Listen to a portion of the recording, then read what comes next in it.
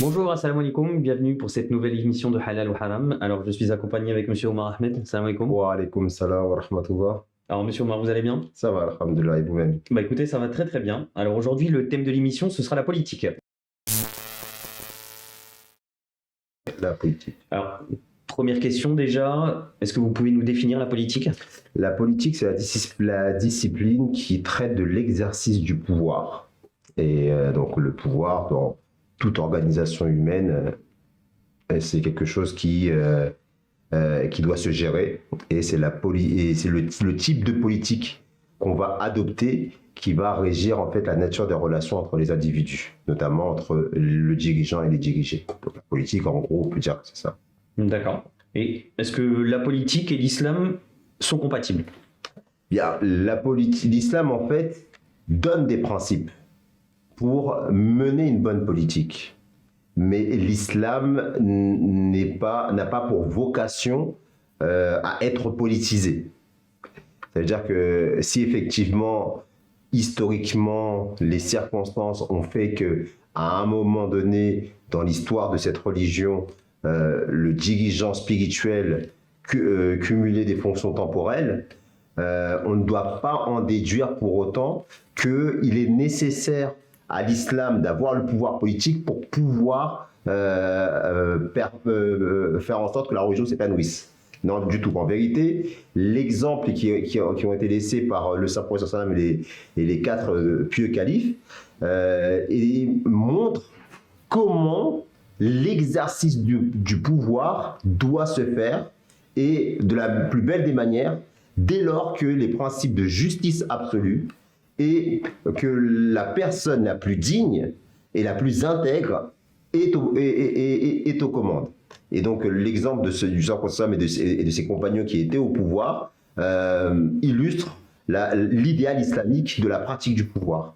Très bien. Alors, du coup, sachant que les principes que donne l'islam dans le cadre de l'exercice du pouvoir ne sont pas liés à une forme particulière. Que ce soit un régime monarchique ou démocratique, si les principes tels qu'ils étaient appliqués à l'époque du saint prophète et des khulafa ar-rachidin, des califes bien guidés, sont appliqués, n'importe quel principe est complètement compatible avec l'islam. Alors, une autre question, justement, du coup, est-ce qu'un musulman peut-il faire de la politique? Totalement, sachant que il ne devra à aucun moment permettre à sa religion d'interférer dans ses choix. En ce sens qu'il ne devra pas privilégier ou faire du favoritisme vis-à-vis des musulmans, notamment dans le cadre de l'exercice de son pouvoir. Sinon, à ce moment-là, il n'agit pas en conformité avec l'islam. Parce que l'islam impose, et le Coran insiste lourdement là-dessus, la justice. D'accord. Bah, une question justement qui est en relation tout de suite avec celle-ci. Du coup, un musulman, il pourrait être d'un parti de gauche, de droite, un parti centriste? Oui, la seule chose qu'on lui demanderait de faire, c'est de veiller à ne pas compromettre les valeurs que je viens de citer, quel que soit le parti auquel il va adhérer. Il devra avoir comme objectif le bien-être de la population, donc des administrés, et il devra s'assurer de prendre des décisions pas en fonction d'un esprit partisan, pas en fonction des couleurs politiques auxquelles il appartient, mais bien conformément à l'intérêt de la justice, même si pour cela, il doit aller à l'encontre des intérêts de son propre parti, de sa propre famille politique, ou même de ses proches parents. D'accord, très bien. Alors du coup, qu'est-ce que la politique peut apporter à l'islam, et inversement, qu'est-ce que l'islam peut apporter à la politique? Eh bien, la politique, elle peut apporter à l'islam, ce qu'elle peut apporter à l'islam, c'est la liberté de culte. À partir du moment où vous êtes dans une nation, même laïque, ou même une nation avec une couleur chrétienne, ou hindoue, ou bouddhiste annoncée, mais qui s'empêche de laisser sa religion interférer dans ses choix, mais qui agit conformément aux préceptes de justice absolue, dans ces conditions-là, l'islam sera complètement épanoui dans une telle société. Parce que dès lors que les droits sont donnés et que la liberté est de mise, où le débat contradictoire est supervisé de manière à ce qu'il n'y ait pas de débordement, mais qu'il y ait une parfaite liberté pour pouvoir exprimer ses opinions contradictoires, eh bien, dans ces conditions-là, c'est quelque chose que l'islam encourage fortement. Et d'ailleurs, c'est ce qu'on voit aujourd'hui dans nos sociétés occidentales, où justement l'islam, malgré les attaques médiatiques ou par le biais de tout ce qui va être littérature ou tout cela, il n'empêche que les musulmans peuvent pratiquer leur religion, peuvent construire des mosquées, peuvent prier, peuvent jeûner le mois du Ramadan. Tous ces droits liés au culte ne leur sont pas interdits. Et donc, dans cette mesure-là, à partir du moment où la politique qui est pratiquée permet cet épanouissement, eh bien, à ce moment-là, effectivement, c'est un apport considérable pour l'islam. Et inversement, l'islam, et comme on l'a vu dans l'histoire, à partir du moment a été cette première religion qui a fait, notamment ici en Europe, qui a permis à des religions complètement différentes d'avoir pignon sur rue. Et là, je pense à l'Espagne musulmane, à l'Andalous, où juifs, chrétiens et musulmans pouvaient vivre dans une relative harmonie, même si on ne va pas idéaliser à outrance, il peut y avoir eu des problèmes entre les communautés. Mais cela dit, pendant les 8 siècles où les musulmans ont été en Espagne, juifs, chrétiens et musulmans pouvaient pratiquer leur culte.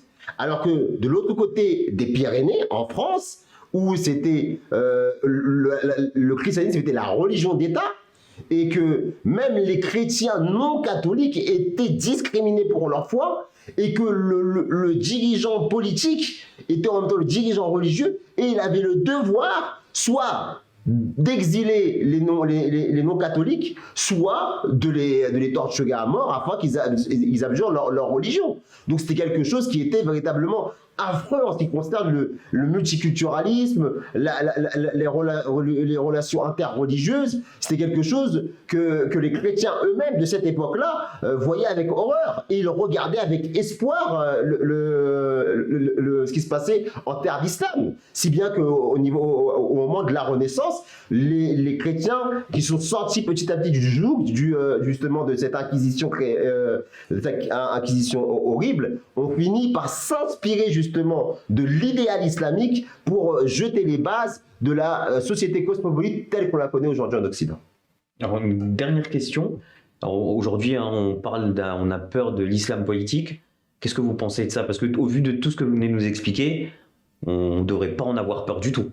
À partir du moment, en fait, c'est ce qui se passe aujourd'hui en islam, c'est ce qui se passait à l'époque du Moyen-Âge avec l'Inquisition.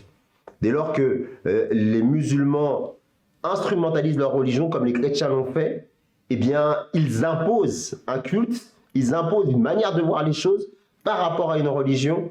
Eh bien, ça crée des crispations dans la société, ça crée des injustices. C'est pour ça qu'on voit beaucoup, malheureusement, d'injustices en terre d'islam aujourd'hui. Parce que la réalité, c'est que l'islam sert des intérêts politiques aujourd'hui.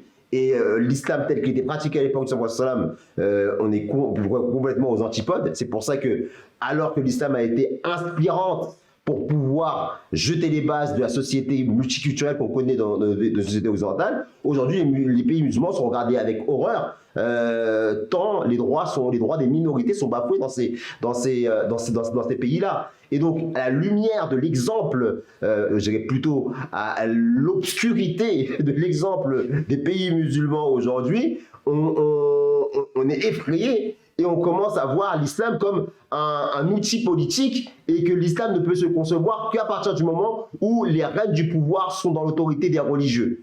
Alors que c'est tout sauf ce qui a été pratiqué à l'époque du Prophète sallam, c'est tout sauf ce qu'enseigne le Saint-Coran.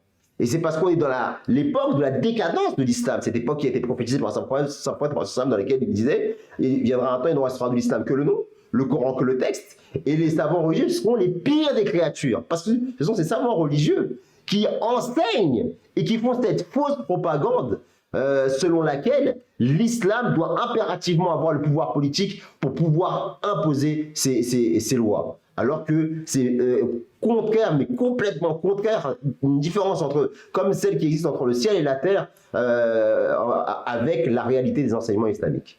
Bah écoutez, merci beaucoup, merci pour toutes ces explications et à très bientôt. Assalamu alaikum. Wa alaykum salam wa rahmatullahi wa barakatuh. Jazakumullah,